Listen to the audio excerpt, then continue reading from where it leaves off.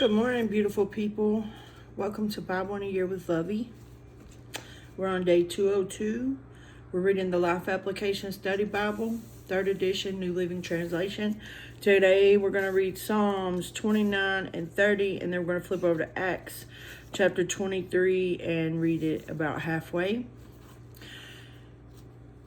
Thank y'all to those of you who follow along and who are still hanging in there with me. Thank you for your grace. I am in the grieving process.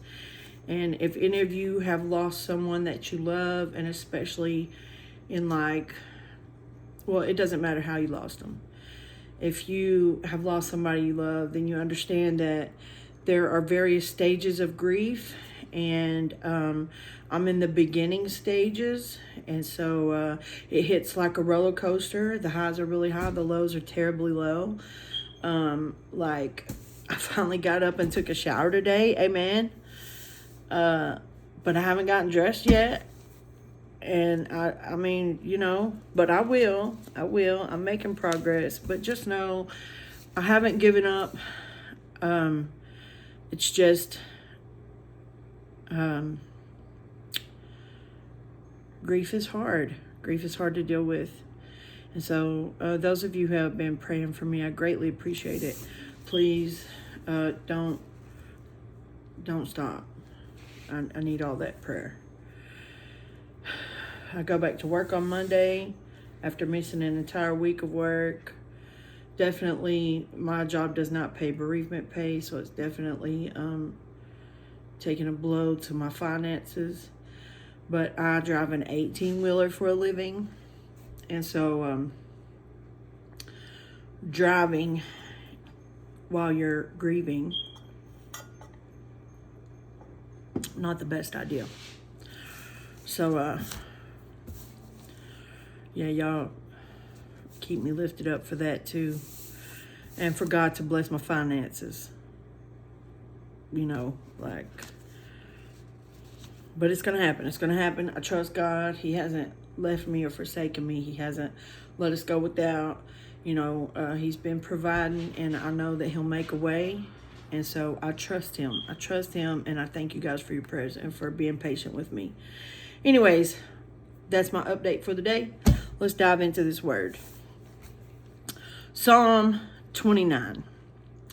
Honor the Lord, you heavenly beings. Honor the Lord for his glory and strength. Honor the Lord for the glory of his name. Worship the Lord in the splendor of his holiness. The voice of the Lord echoes above the sea. The God of glory thunders. The Lord thunders over the mighty sea. The voice of the Lord is powerful. The voice of the Lord is majestic. The voice of the Lord splits the mighty cedars. The Lord shatters the cedars of Lebanon.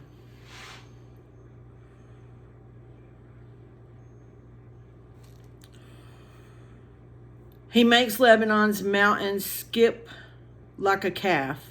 He makes Mount Hermon leap like a young wild ox. The voice of the Lord strikes with bolts of lightning. The voice of the Lord makes the barren wilderness quake. The Lord shakes the wilderness of Kadesh. The voice of the Lord twists mighty oaks and strips the forest bare. In his temple, everyone shouts, "Glory!" The Lord rules over the floodwaters. The Lord reigns as king forever. The Lord gives his people strength. The Lord blesses them with peace. Chapter 30. I will exalt you, Lord, for you rescued me. You refused to let my enemies triumph over me. O Lord, my God, I cried to you for help, and you restored my health. You brought me up from the grave, O Lord. You kept me from falling into the pit of death. Sing to the Lord, all you godly ones. Praise his holy name. For his anger lasts only a moment, but his favor lasts a lifetime. Weeping may last through the night, but joy comes with the morning. When I was prosperous, I said, nothing can stop me now. Your favor, O Lord, has made me as secure as a mountain. Then you turned away from me, and I was shattered. I cried out to you, O Lord. I begged the Lord for mercy, saying, what will you gain if I die, if I sink into the grave? Can my dust praise you? Can it tell you? Can it tell of your faithfulness? Hear me, O Lord, and have mercy on me. Help me, O Lord. You have turned my mourning into joyful dancing. See, that's what he's going to do with me. You have taken away my clothes of mourning and clothed me with joy, that I might sing praises to you and not be silent. O Lord my God, I will give you thanks forever. He's going to turn my mourning to dancing, y'all. He is. It's going to happen. And I'll be back and I'll be giddy and cheerful like I always have been. And, he's going to take away my clothes of mourning and clothe me with joy. And I know it's going to happen because my God is able. I also understand that it's a process and God gives us the leniency to have the time to grieve. It's okay to grieve. And, I'm not going to beat myself up over it. And I know you guys aren't beating me up over it either. And I thank y'all for your continued prayers and support. But anyways, I know. See, that just gave me some comfort. Knowing that weeping may endure through the night, but joy is going to come in the morning. That if God could turn King David's mourning into joyful dancing and take away his clothes of mourning and clothe him with joy, then I know what he did for him, he can do for me. What he does for me, he can do for you. Yeah, so I trust that. Anyways, let's flip over to Acts chapter 23. Acts 23.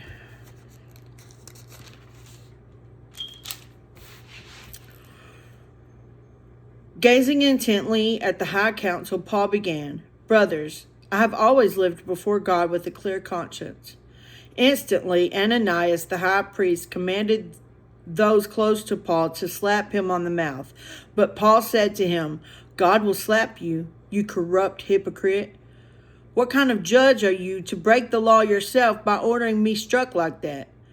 Those standing near Paul said to him, "Do you dare to insult God's high priest?" "I'm sorry, brothers, I didn't realize he was the high priest," Paul replied.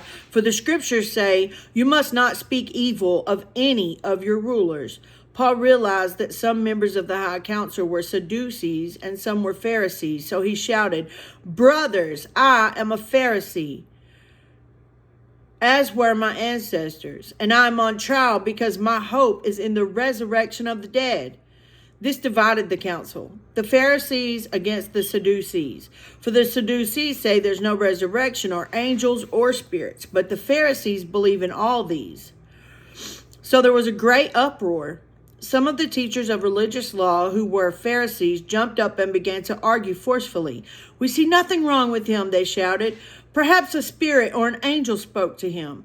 As the conflict grew more violent, the commander was afraid they would tear Paul apart. So he ordered his soldiers to go and rescue him by force and take him back to the fortress. That night, the Lord appeared to Paul and said, "Be encouraged, Paul. Just as you have been a witness to me here in Jerusalem, you must preach the good news in Rome as well." The next morning, a group of Jews got together and bound themselves with an oath not to eat or drink until they had killed Paul. There were more than 40 of them in the conspiracy. They went to the leading priests and elders and told them, "We have bound ourselves with an oath to eat nothing until we have killed Paul. So you and the high council should ask the commander to bring Paul back to the council again. Pretend you want to examine his case more fully. We will kill him on the way." And that's where we're going to stop for today. We'll pick back up on 16 tomorrow. Yeah. So,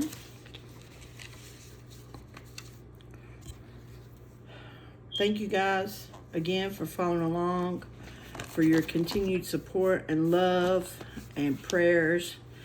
And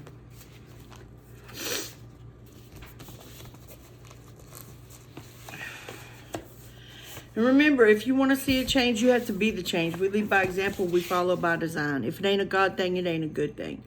I pray y'all have a blessed and beautiful, wonderful rest of the day. I'll keep y'all lifted in my prayers if y'all continue to keep me lifted up in yours. And if you have any special prayer requests, please leave them below in the comments section. And I'll make sure and add you to my prayer list. So, William, I would like to know how the job search is going. Did God open the door or did he close it? Let me know something. Anyways, I love y'all. Y'all don't forget to love like Jesus. And I'll see y'all next time.